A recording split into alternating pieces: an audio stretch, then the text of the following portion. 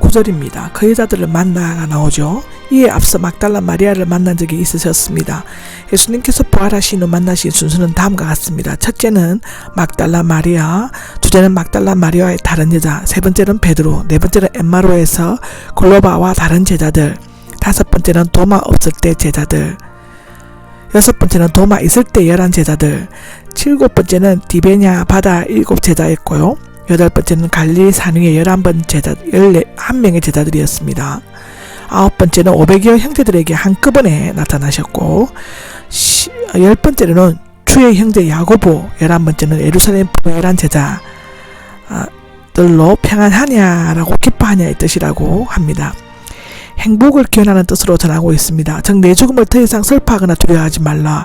이제 받아 누리게 될 십자가의 구원과 부활의 은혜를 기뻐하라 라고 한 말씀인데, 사실상 인류 최초의 범죄자도 여자였지만 부활하신 예수님을 처음 만난 것도 여자였습니다.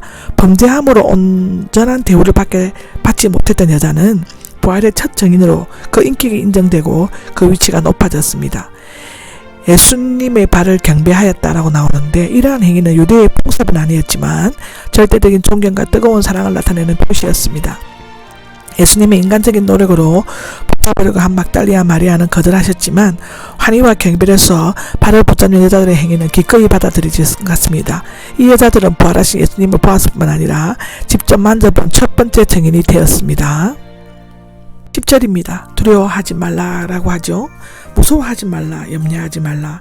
앞서 천사들이 말한 것과 같이 문자 그대로 두려워하는 것은 멈추라입니다. 여자들은 천사를 본 이후에도 계속 두려워했던 것 같은데, 그것은 단순히 두려워한 것을 넘어 부활하신 예수님에 대한 초자연적인 경외심에서 비롯된 것으로 추측되어집니다. 형제들이 나오는데, 예수님께서 제자들 그 밖에 예수님을 따르는 자들을 포함해서 형제라고 부르신 것은 이곳이 처음이었습니다. 예수님께서는 그의 가르침을 받는 자들의 친교적 관계를 나타내는 용어로 형제라는 말을 쓰신 적이 있습니다. 갈릴리로 가라라고 하죠. 천사가 한 말과 같습니다. 이제 새로운 복음의 발상지 핵심 일꾼은 예루살렘 성전이나 제사장, 바리새인이 아니라 갈릴리 바닷가 그 어부들이었습니다. 갈릴리는 더 이상 전대받은 지역, 흑암에 앉은 이방인의 땅이 아니라 주님의 위대한 지상 명령의 선교를 중심으로 하는 중심지가 될 것이라고 18에서 20절에 말하고 있습니다. 11절입니다. 11절에 일어났던 모든 일들이 나오죠. 마테만의 경비병들이 무덤 문을 지켰다는 것과 그들이 매수당했다는 사실을 기록하고 있습니다. 예수님의 빈 무덤은 똑같이 본 여자들과 경비병들은 각각 제자들과 대제사장들, 즉 십자가에 못 박히게 한 주역들임을 증명하면서 에게 가서 보고하였습니다. 그러나 그 반응은 정반대였죠. 제자들은 매우 놀라워하면서 베드로와 다른 제자들과 급히 무덤으로 달려갔지만 대제사장들도 놀라워하면서도 또다시 거짓 업무를 꾸미기 시작했습니다. 거짓 업무로 예수님을 잡아 부정한 재판으로 십자가에 못 박게 한 사내들인 계획은 한때 성공한 것이 보였지만 하나님의 부활의 능력에 결코 이길 수가 없었습니다. 그들은 군인에게 돈을 주면서 그 제자들이 밤중에 와서 그를 훔쳐갔다고 거짓말하게 하였습니다. 당시 경비를 보던 군인이 경우에는 로마법에 따라 사형에 처하도록 되어 있었다고 하고, 이에 대해 대제사장들은 총독에게 잘 설득해서 그때 이 경비병들은 사내들인의 지휘 아래 있었습니다. 걱정하지 않도록 해주겠노라고 약속하였다고 14절에 기록하고 있습니다. 또한 그들은 예수님이 부활을 한 것을 듣고 알았으나 믿으려 하지 않았으며 오히려 부활을 사기극으로 꾸미려고 하였습니다.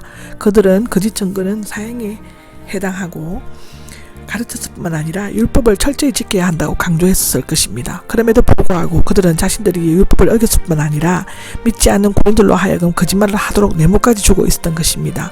만일 그들이 말대로 고인들이 자는 동안 훔쳐갔다면 누가 언제 훔쳐갔는지조차 몰랐을 것입니다.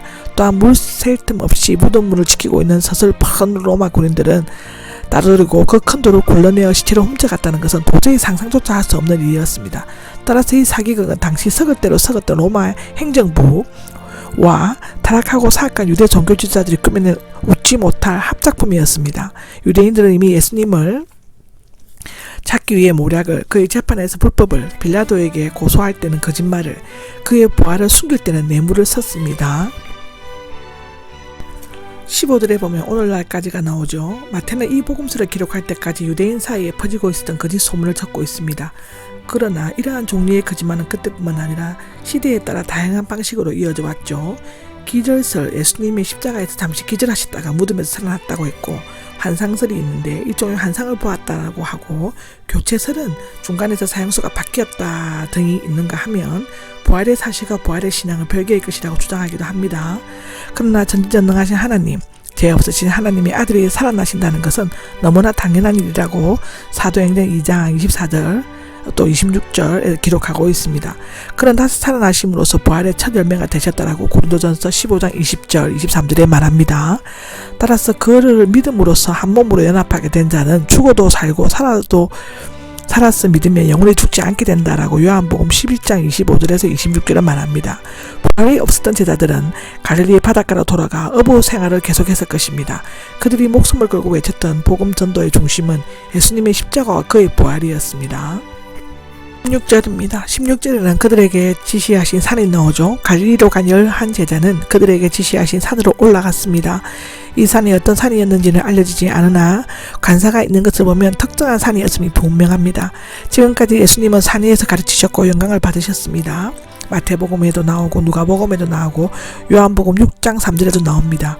여기에서는 죽음을 극복하고 하늘과 땅의 모든 권세를 가지신 전능하신 분으로 우뚝 서시셨습니다.